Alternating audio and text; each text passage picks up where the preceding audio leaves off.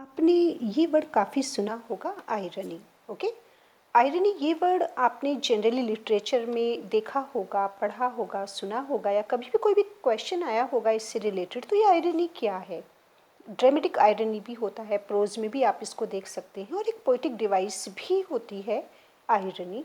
तो कितनी बार ऐसा होता है कि जो ऊपर से नज़र आता है, जो ऊपर से दिखाई देता है, रियलिटी में ऐसा नहीं होता।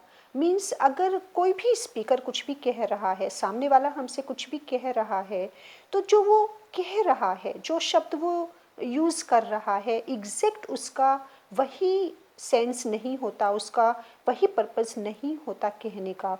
मीन्स उसकी इंटेंशन कुछ और होती है, लेकिन कुछ और कह रहा होता है। मीन्स जनरली हम कह सकते हैं कि जो सरफेस पर से दिखाई देता है वो रियलिटी में नहीं होता, कुछ और ही उसका मीनिंग होता है।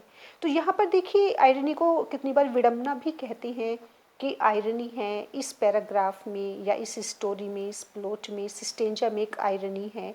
तो आयरनी को हम अगर लिटरेरी लैंग्वेज में समझे तो आयरनी क्या है? आयरनी एक contrast. Okay, it is just like a contrast. Means किस में अपोजिशन, किस में कंट्रास्ट है between what is being said. Okay, किस में कंट्रास्ट है, किस में अपोजिशन है, जो कहा जा रहा है, जो सजेस्ट किया जा रहा है, जो बताया जा रहा है, या जो भी कुछ डिस्क्राइब किया जा रहा है, प्रेजेंट किया जा रहा है, जब चीज़ें उससे बिल्कुल डिफरेंट होती हैं, अपोजिट होती हैं, जब हमें लगता है कि जो हमें बताया जा रहा है और जो एक्चुअल में है, दोनों में काफ़ी डिफरेंस है, तो वहाँ हम कहते हैं कि यहाँ पर क्या है, ये एक आयरनी है या एक विडंबना है। गुड।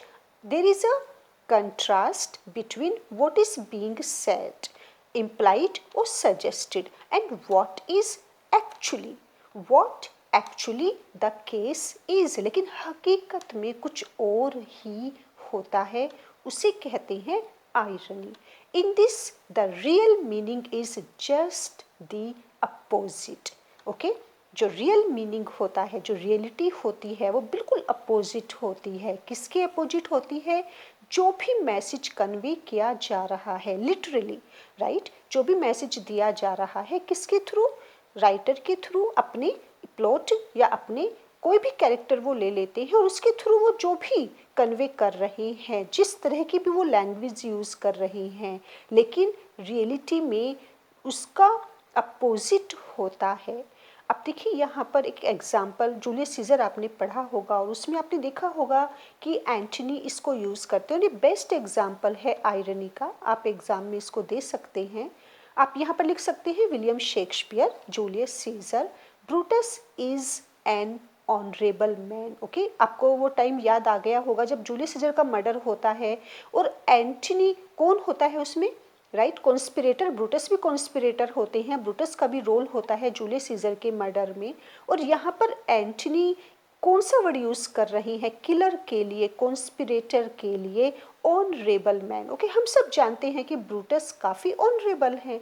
तो यहाँ पर देखिए कि जो स्पीकर कह रहा है, जो प्रेजेंट किया जा रहा है, ब्रूटस कॉन्स्पिरेटर हैं, षड्यंत्र बनाया है उन्होंने, उन्होंने मर्डर किया है किसका? जूलियस सीजर का। लेकिन रियलिटी कुछ और है। गुड, ब्रूटस रियल में कुछ और हैं, लेकिन वर्ड्स कुछ और कहे जा रहे हैं। क्या कहे जा रहे हैं? Honourable man. तो ये होती है आयरनी, कंट्रास्ट, इसे कहते हैं कंट्रास्ट, जो एक्चुअल में होता है, लेकिन जो बताया जा रहा है वो होती है हमारी आयरनी। और जब भी आप लिटरेचर में कोई भी आप पोएम पढ़ रही हैं, एस्से पढ़ रही हैं, या कोई भी स्टोरी आप पढ़ रही हैं, तो उसमें आप इसको पहचान जाएंगे कि यहाँ पर कौन सा फिगर ऑफ स्पीच है, कौन सी पोइटिक डिवाइस यहाँ पर यूज़ की गई है, या किस तरह की डिवाइस है यहाँ पर, दैट इज़ आयरनी। गुड। अब देखिए, यहाँ पर बिल्कुल सिंपल वर्ड्स में अगर आप समझते हैं, irony is a device. Okay, क्या है irony? It is a device, literary device है, क्योंकि ये हमेशा आपको कहाँ मिलेगी? डिवाइस लिटरेचर में ही मिलेगी। Irony is a device to express the contrast. Okay, क्यों इस डिवाइस को एक राइटर यूज़ करता है? क्या रीज़न होता है कि उसे आयरनी को यूज़ करना पड़ रहा है? क्योंकि वो एक कंट्रास्ट क्या क्या एक्सप्रेस करने वाला है? वो contrast between appearance and reality, जब उसको ये दिखाना होता है कि काफ़ी फ़र्क है जो दिख रहा है या जो दिखाया जा रहा है उसमें और सच्चाई में काफ़ी ज़्यादा डिफरेंस है। जो आपको बताया जा रहा है वो सच नहीं है, जो आपको दिखाया जा रहा है वो हकीकत में ऐसा नहीं है, बल्कि रियलिटी कुछ और है।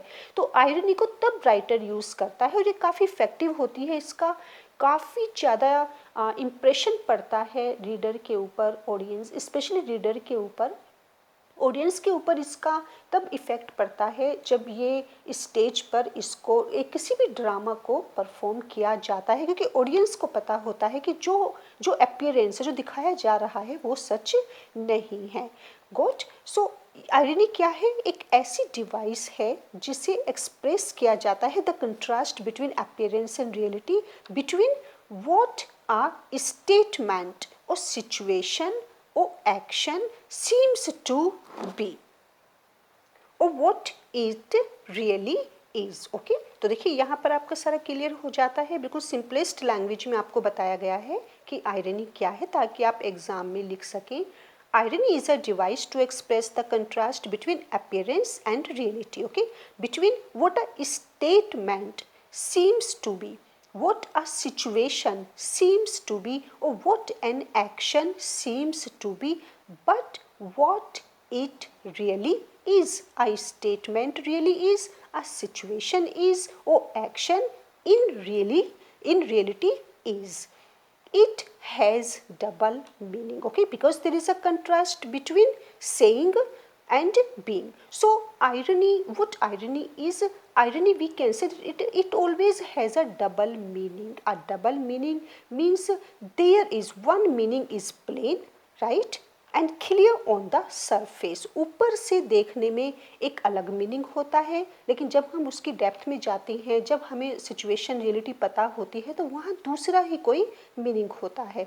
But there is also an another implied meaning which is generally ominous, और वो क्या होता है?